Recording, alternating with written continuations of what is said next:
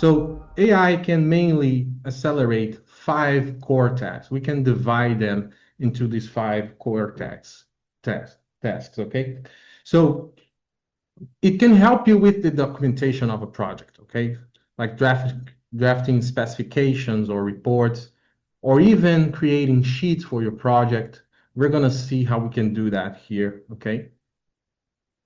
You can also have AI helping you to generate visualization. That means basically showing clients your concepts really fast, and changing and get the validation of the client. This is one of the gaps that we have as designers, for example. So that is something that really adds value, okay, and close that gap between the validation of the client and the proposal design. Also sketching, creating renderings, optimizing renderings. This is something that you already know probably as well. It's very well disseminated in the AEC industry, and there is a lot of information about it.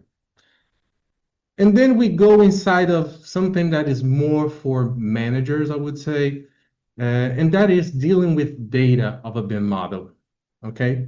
This would be model auditing, okay? We can audit our models using AI. That is possible today, okay?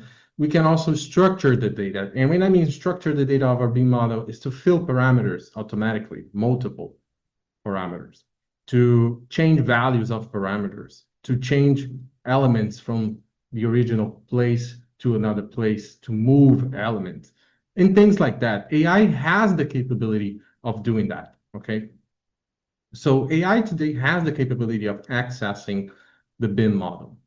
And when we say here BIM model, I want you to have in mind that a BIM model is a database, a structured database of a construction, okay?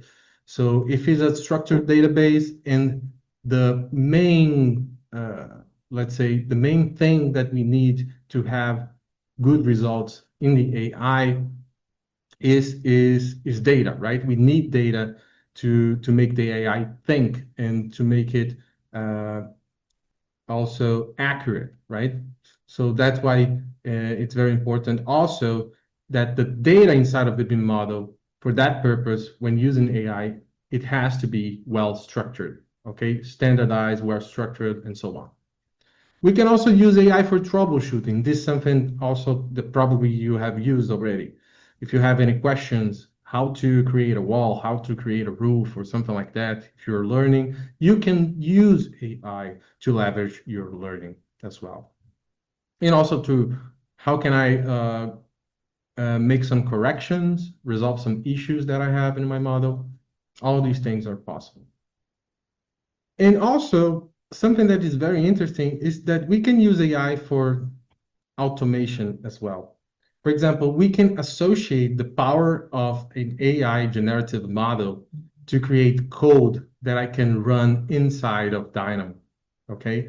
That code can be a Python code. It could be a Dynamo file script. So there is also that core task that we should highlight here, okay?